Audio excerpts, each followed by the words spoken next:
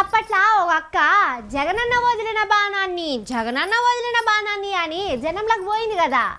అంత మటుకు మంచిగానే ఉంది. ఆ టెంక నేనే ఒక బాణం తయారు చేసుకుంటా, గా బాణం నేనే ఇడుస్తా అన్నది పార్టీ పెట్టింది. ఆ టెంక ఏమైందో ఎరకనే కదా.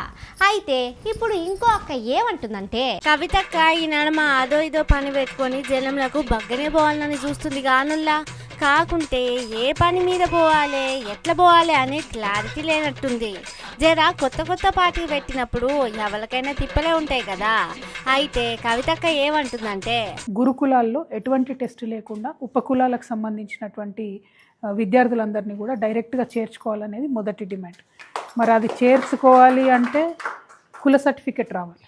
కుల సర్టిఫికెట్ అనేది ఎటువంటి చర్చల ఆస్కారం లేకుండా 57 ఉపకులాలకు డైరెక్ట్గా ఎంఆర్ఓలే సర్టిఫికెట్ ఇవ్వాలి. చాలా గట్టి డిమాండ్ చేద్దాము. దీనికోసం సపరేట్ కార్యాచరణ కూడా తీసుకున్నాం. కాంగ్రెస్ వాళ్ళు ఇచ్చిన అన్ని హామీలు కూడా వాళ్ళు మర్చిపోయారు. వాళ్ళు ఒక్క హామీని కూడా నిలబెట్టుకున్నది లేదు, ఎవరికోసం ఏం చేసింది లేదు. విద్యార్థులు మర్చిపోయారు, రైతులు మర్చిపోయారు, మహిళలు మర్చిపోయారు, అందరూ మర్చిపోయారు. అగో ఇన్నర ఆనుల్లా రేవంత్ సాను బగ్గనే ఆల్చుకుంది కవితక్క. సర్కారు బళ్ళు 27,000కెంచి 4,000కు పట్టుకొస్తే రేపటి పౌరుల పరిస్థితి ఏం కావాలి చెప్పుర్రి. గతంలో సర్కారు బళ్ళు అంటే భయపడేటోళ్ళు కూడా ఇవాళ రేపట్ల వాళ్ళ బుడ్డగాళ్ళను బగ్గనే సర్కారు బళ్ళకు తోలుతుర్రు. అంతే కదా. ఇక బడి పంతులు కూడా మనం తీసుకునే జీతాలకు న్యాయం చేయాలని బగ్గనే చదువులు చెబుతుర్రు. కానీ ఈ టైంలోనే బళ్ళు తగ్గిస్తామంటుంది కదా రేవంత్ సారు. మరి గసొంటి రేవంత్ సార్ మీద కవితక్క పోరాటం ఎట్లుండాలి.